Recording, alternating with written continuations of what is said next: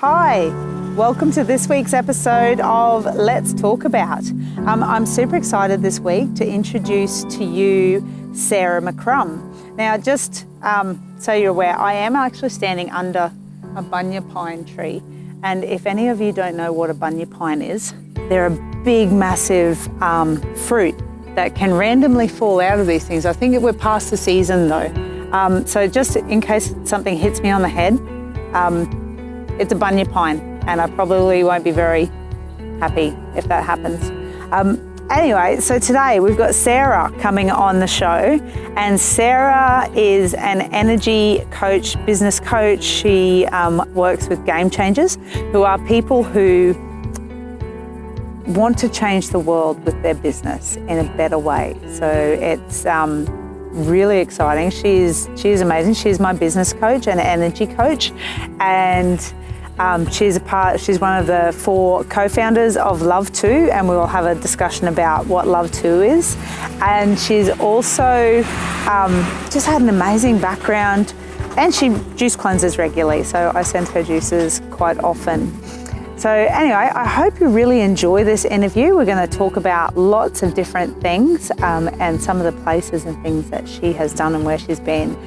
And yeah, really excited. I really hope you enjoy it. So let's get started with the interview.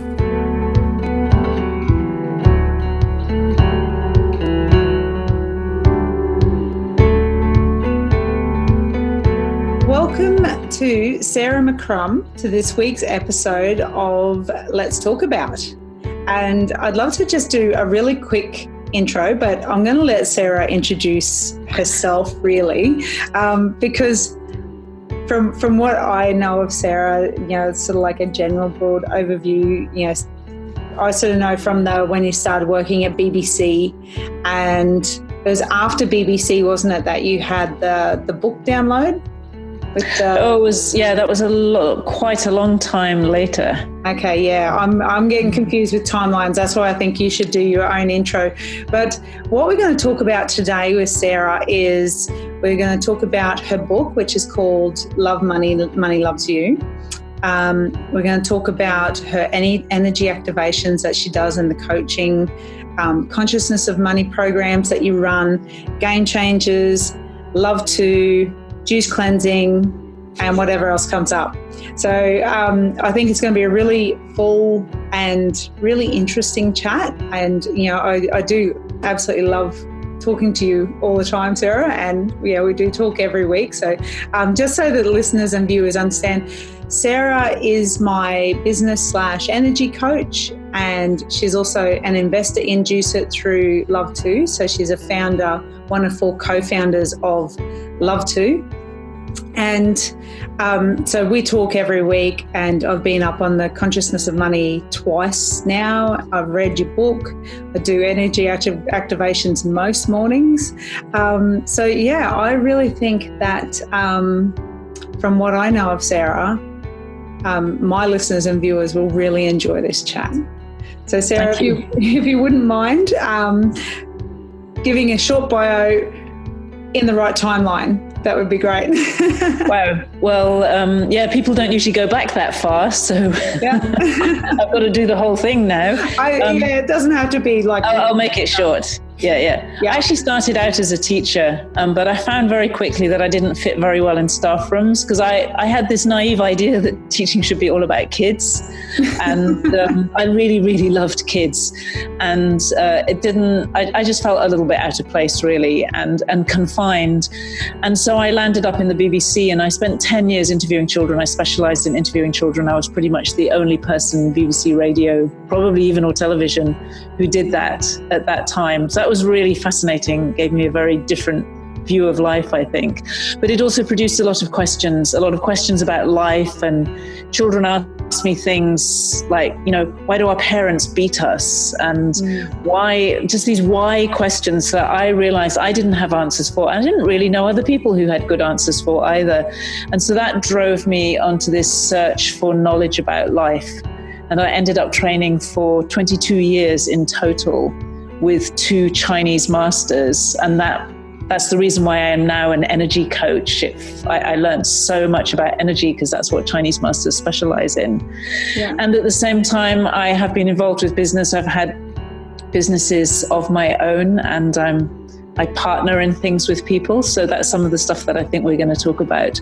But I spend a lot of my time coaching entrepreneurs and game changers, getting their energy into shape, and helping them to be the best that they can be so that they bring the best of themselves to their business as well. And of course, to their family and to their personal life. Yeah. Yeah, that's awesome. So, I think we should start with Love To, because that's where we met. That's how we actually got connected. And then we'll move into the other areas. So I know I've mentioned before in previous podcasts Love To, but I've never really gone into, for my listeners and viewers, what Love To is and what it wants to do. And considering you're one of the co-founders and I'm one of the alts, maybe you could share really the nitty gritty of what Love To is and what it's trying to achieve. What Love To is really about is changing the way we work, changing the way we produce food. And because food is such a core part of life, it has a knock-on effect, I believe, into changing the way we do many other things as well. The core of the mission of Love To is to reach a point where we'll be feeding 1 billion people a day with food that is really good quality because it's locally produced by beautiful small businesses. We all know that food that is produced by small businesses where people really care, which is why I'm even talking with you, Michelle, because you're one of those. Yeah. But that's a completely different experience of food from the large-scale corporate supermarket experience. And so Love To, rather than trying to get, most businesses get big by making huge corporations. Love To makes things big by putting lots of little businesses together in a cluster so that they can all cooperate with each other and support each other, and then replicating that. So you're creating lots of small businesses all over the world that we know work and we know are environmentally, that are always improving the environment, because one of the conditions of Love To is you always improve the environment. Yeah. And we know that are creating social improvement as well, so making people healthier and happier. And if we achieve that and they're also profitable, we then have a business environment and a community environment that is really positive for people and for the planet and for business as well. So it's a win-win-win approach.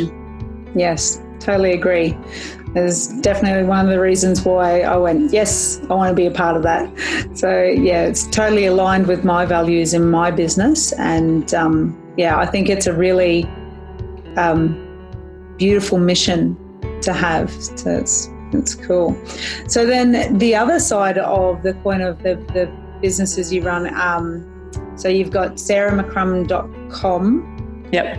Yeah. And under that you run your energy activations and game changers and some of the other programs you do, like consciousness of money, and that's where you do your coaching and everything all under that banner, don't you?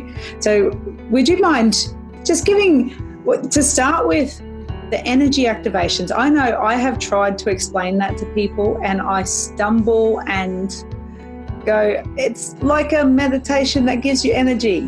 And that's the best I can sort of describe it. Can you just explain a little bit about that and then go into some of those other areas, what they are and what they do and why you're doing them? Yeah, so the first thing to understand is that it all connects together. Because it seems like I'm involved in lots of different things, but everything is pulled together really by this mission about how we live on this planet and genuinely creating a better world, and doing that largely through entrepreneurs and business, because I see that people who run businesses and small businesses have the scope to be able to do that. And in order to do that, I provide a whole lot of services to people that help them to do that better. And the energy activations, in one way, they're my way of being better. And in another way, by sharing them, they help other people as well. So I start my day at 5 o'clock every morning sitting in front of my computer, but I record live what I call an energy activation. So your description wasn't bad. It is a meditative experience, so it's very relaxing. You close your eyes and you sit in a comfortable chair. But the thing about an activation is every single one of them has a topic, and they're the sorts of topics like, how do you love yourself, or how do you deal with a busy mind, or I don't know, hundreds. I've done more than 1,000 of them. So there are many, many different topics. But the point about the topic is it's not like just doing a meditation where you do the same thing every day. It's an activation of a certain kind of energy inside you. So for example, if we talk about how do you love yourself, through the activation, we actually activate that energy of self-love within you. So that it's like waking it up a little bit.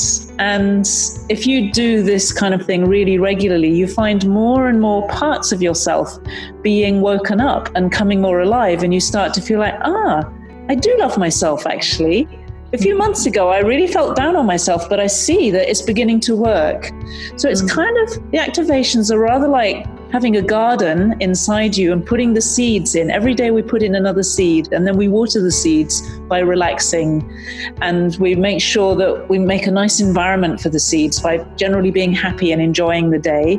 And then all the seeds are going to grow, but they're not all going to be there the next day. They're all going to grow at different rates. So that's the purpose of doing the activations. And the thing about that is it's a fantastic way to start the day, just to be relaxed, to be very clear, to stimulate something. It's like a gym for your consciousness. That's how a gym for your consciousness and your energy, so that you're exercising your inside and not only your physical body. If we pay all our attention to the physical body and never take care of our inner world, we often end up in trouble. So I like people to do that as well as exercise their physical body. Yes. First thing in the morning. That's where that starts. And it's the foundation of all the other services that I offer, really. Yeah, it is good. I definitely have felt the impacts of it by doing it so regularly. It's good. It's really good. Yeah. So then, game changers and consciousness of money. I'll start with the game changers. This is a brand new program. It's called Game Changers Connect. And part of the purpose is to do exactly that. It's to connect together people who have the guts to go out and do business differently. Because honestly, it's not the easiest thing in the world to always fly in the face of the mainstream. When everybody says you should do it this way, you say, no, I believe in something different. I don't think that I should just put profit first. I think I need to take care of the environment, or I want to treat people better than in other businesses, or I want to make a product that is really beautiful, not just whatever I can sell. And so from the moment you have the idea of a business like that, you're actually doing something different. And a lot of the advice you get from business coaches and people like that doesn't fit so well, because they're often used to making something work in the mainstream market. So those kinds of people, they have to have a lot of guts, they face a lot of challenges, and they're often quite isolated because their peers can often speak a different language. So I wanted to create a program that would bring them together so that they can meet each other and create more opportunity together, but also where I can coach people through the challenges, because that's something I love to do. I had loads of experience helping people with their health and their relationships and their kids, and that's where the real challenges of life are. Half the time it's not work at all. It's actually stuff that's completely different. But if you don't deal with it, it gets in the way of everything. And I also like to teach people really advanced energy stuff, because I've learned so much about energy with those Chinese masters, and I've done so much work on it. There are some very cool abilities you can teach people. It's, I call them superpowers, and we start to get into that more kind of out there stuff, but it's cool and it's exciting. And for people who do that kind of quite brave work, I think they need to have that bit of an edge. Things that make them a bit more powerful. So we do that. The Consciousness of Money is a retreat that I run, and it's about to I'm starting my first online course next week. I run it with a couple of other people. And this was an exploration of, it came out of a really difficult experience that I had in 2010 when I lost the business. And it was, well, we lost everything, basically. We didn't have the money to pay the bills. We didn't have the money to pay our rent for where we were living. It was one of those awful times. It came out of the GFC. I was in London, and I was sitting on my bed and doing some exercises in a little book about being a money magnet, because I clearly totally failed in my attempt to make money. And one of the exercises was, it just said, what does money want to say to you? And it seemed a bit odd, but I thought, okay, let's see what money wants to say to me. And I started writing, and the words literally flowed out of my pen, and they were not my words. And the first thing it said to me was, I want you to love me. And it was like such a shocking moment in a way. And it went on to write all really beautiful, beautiful things. And it ended saying, I will always love you. And so it completely turned around my understanding of what money is. And it introduced itself as a kind of energy, very beautiful, very loving, very generous, always available to us. And that was the beginning for me of an exploration of my relationship with money. It was very slow at first. I struggled with it. Because I had come from such a different paradigm. But slowly, I got to know this energy called money like it was a friend. And I got to be able to kind of connect with it and get it working in my life. It was like getting aligned with this friendship or with this relationship so that it works naturally. And I don't have to force things in the way that I used to. I don't have to push and work really hard to make money. So the Consciousness of Money is a retreat and an online program that arose out of that exploration. We'd been talking a lot about money and how it works, and we just wanted to share it with other people. And so that's what we did. And then people just started saying, oh, this is great, we want more of it. And so we've actually run it 11 times in a year. And we've done it in Australia and America and the UK. And there seems to be a hunger at the moment for looking at money a different way. I think we've seen enough of what it can do when you don't have a good relationship with it, both amongst wealthy people and also amongst poor people. It's very negative. And so it just feels like there's a real hunger amongst people to start to shift that. Yeah, no, that's awesome. That's a fantastic explanation of it too, because I was going to talk about your book, Love Money, Money Loves You, and how that all came about. And so that when it started flowing out of your pen, then you've published that as a book. I've read it. It's really good. I'm going to read it again because I think it's one of those books that you could read it 5 times and get something different every single time, I think. Absolutely. I often have to come back to it. It was literally, I sat down every day for about 3 months and just let money write stuff for me. I didn't really know what I was writing. I wasn't unconscious. I wasn't in a trance or anything. I was just writing, and these words came out of my pen like toothpaste coming out of a tube. Literally, it was the most interesting experience. No mistakes, no crossings out. I just wrote fluently day after day for about 20 minutes. And that's what turned into the book. But it's intriguing because it's like, if you get to know somebody and they start to reveal stuff about them and how they operate, yeah, it's like that, but it's this energy kind of revealing how money operates, how it is for money when we say, oh, I really want to buy that thing and I can't afford it, and how this energy has to respond to us. So it's really like talking to a person or listening to a person talking about its inner life, only it's not a person, it's this energy that is so important in our life. So it's kind of intriguing and unusual, and it's a bit different. Absolutely. I'm on a big journey with that myself, like trying to work it all out myself and stop some of those conditioned beliefs and patterns and stuff, because some of those can be quite destructive and negative. Those things that you're brought up with that just become so automatic in everything that we do. Yes. Yeah. So it's an interesting journey, and I've really been enjoying it. So it's good. So moving on from that, you've done a few juice cleanses with me. Yeah. You've done, before you started juice cleansing with juice, you were doing coconut water. I've done 3-day coconut water fasts. Yeah. And have I done water? I'm not sure if I've done water on its own. Maybe not. I might imagine that I have. I don't think I have. Yeah. Well, I'm on day 9 of water at the moment. Are you? So, yeah. Wow. So it's going really good. I'm feeling good. Like, yeah, you look good. Yeah. So what would you describe as like the biggest difference between coconut water fasting and juice cleansing? I think of coconut water fasting is probably closer to water fasting. It feels to me it's quite neutral.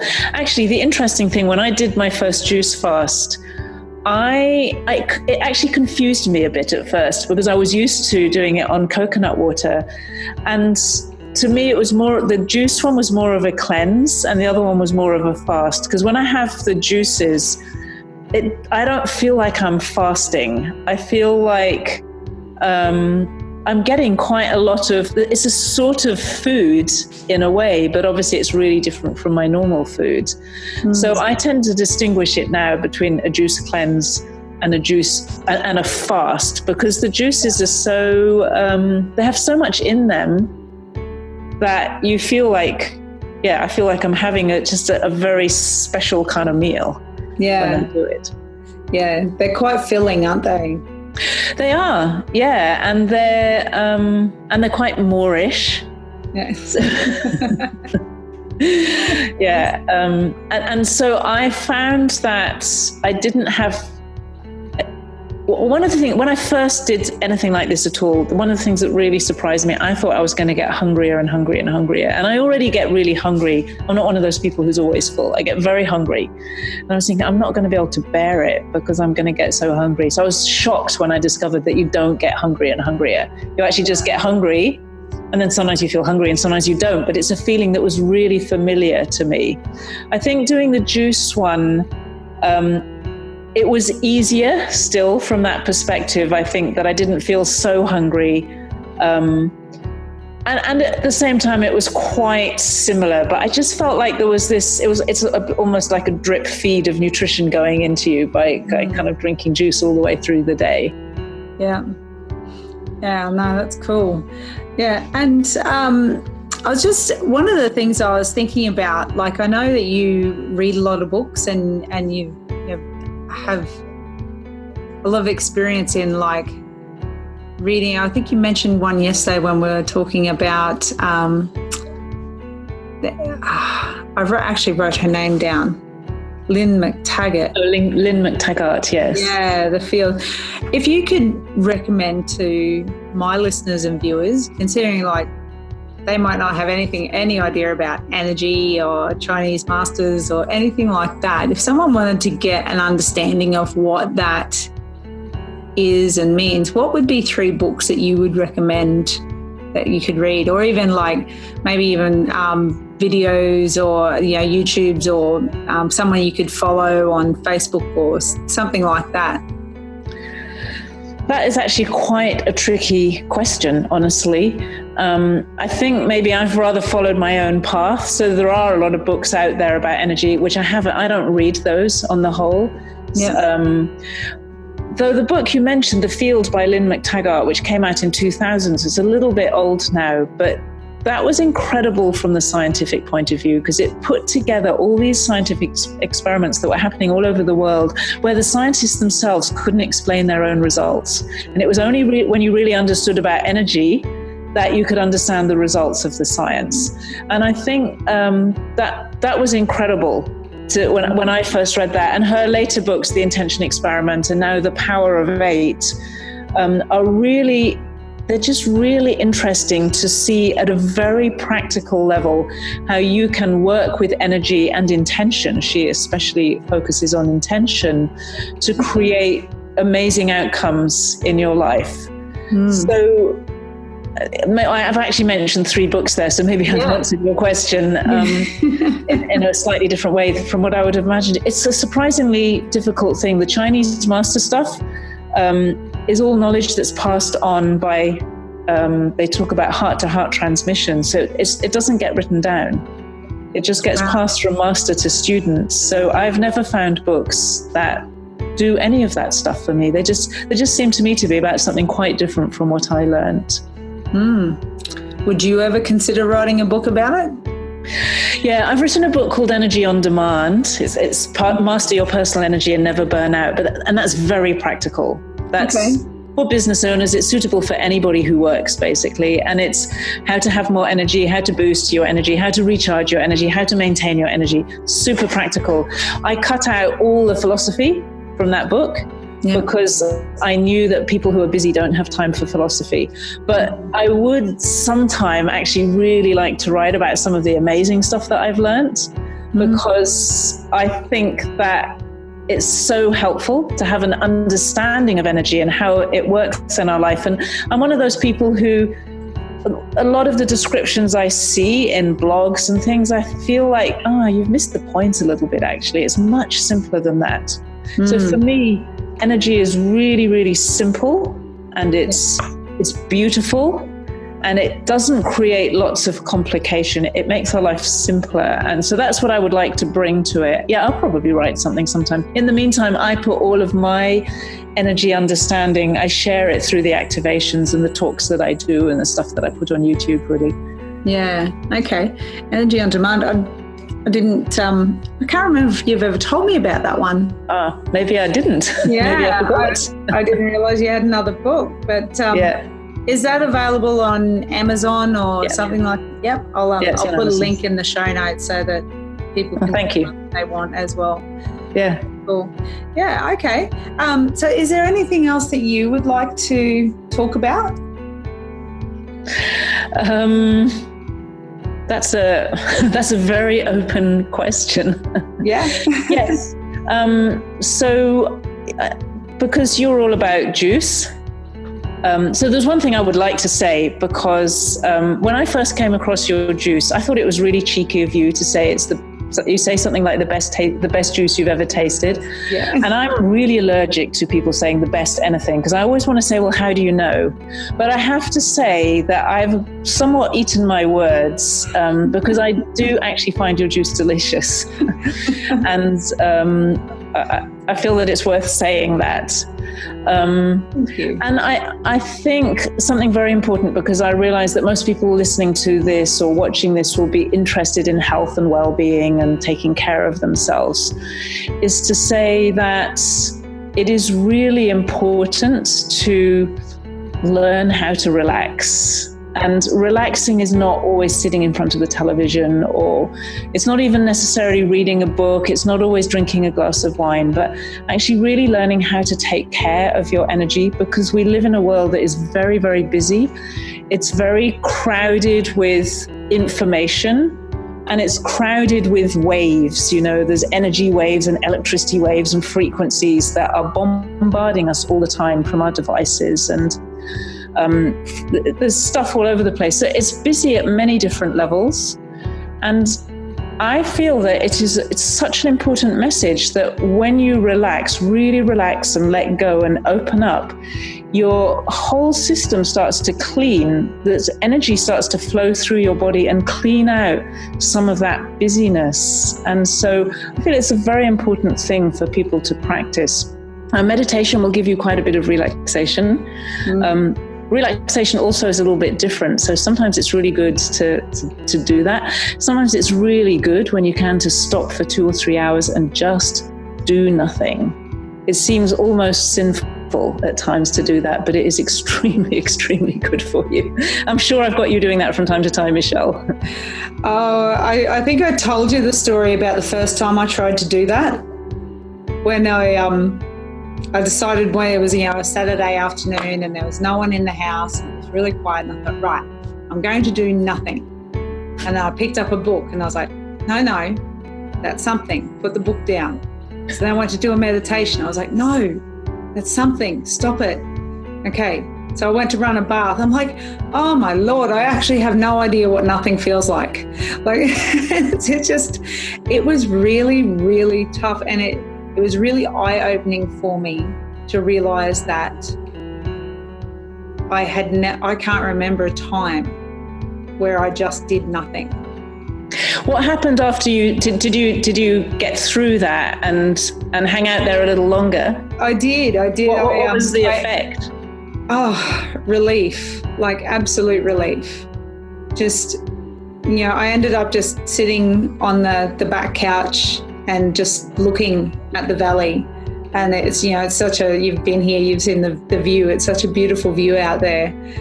And I could just sit there for a while and just sit in my own thoughts and, just have gratitude at what I was looking at and smell the grass and smell, it's just taking that time of just nothing. Yeah, and getting through that early stage where you described it so beautifully. Yeah, exactly. That's exactly the point. It is really important, and that is extremely valuable time. It's easy to dismiss it and think it's unimportant. It's really valuable. Yeah, and I did want to share. I haven't had a chance to tell you about this yet because it was yesterday after our Game Changers meeting, and I'm on a water fast at the moment, so I do have ups and downs of energy. And after the meeting, it was so hot, and I was feeling just really tired, and I was like, just feel exhausted right now. And so I lay down on my couch in my office here behind me and did one of your activations. And I was there for 20 minutes, and then I sat up and I was like, oh yeah, that's better. I felt so much better. I could really keep going then. Whereas in that state of exhaustion, I was just like, I don't think I can keep going today. I don't think I'm going to have to go and have a sleep or something, And I thought, no. And the activation was fantastic. It really helped me just relax, get my energy back, and then come back. And I was really productive for the rest of the day. It was fantastic. Yeah, it does actually work. Yeah. Yeah. And I thought, just to share, even, when you're on a water fast where it's that's the other, how you were talking with relaxation and how it'll slow you down, but you get better, you get more productive. I think that's what you said. Yeah. And that's one of the things I've actually found on this water fast as well. There's a clearing of my energy while I'm on this fast. And my girlfriend last night said that I sounded like I was on marijuana. She was like, you're very slow at the moment, aren't you? Very deliberate. And I was like, wow, okay, it's definitely noticeable differences. But yeah, it's a real slowing down. I've spent a lot more time relaxing, a lot more time in self-love. And it's amazing how effective and productive I've been in my work. So much more focused and able to go, what's next? That. What's next? That. Not I'm not sure. That's brilliant. Absolutely. Yeah. That's so important. Yeah. Very nice. Cool. Well, I guess we'll wrap this up then. It's been an awesome talk. Well, thank you so much. I've really enjoyed it. Yeah, I have really enjoyed it as well. I really hope that the listeners and the viewers get a lot out of the talk. I think that it's really interesting, the energy and the relaxation and stuff like that. And it's really, really important for your health, like you mentioned before. Because the food and the exercise is part of it, but if you don't relax, then you just get wound and wound and wound until you're like one of those toys that pops out and you kind of just explode or something. Yeah. All right. Well, thank you very much. We'll wrap this up, and I will do a bit of a thing later to do an outro. But yeah, thanks, Sarah. I really appreciate your time, and really value that you've given me this time today to do this podcast. Fantastic. Thank you. Thank you very much. No worries. We'll chat soon. Yeah. Cool. Thanks. Bye then. See you later.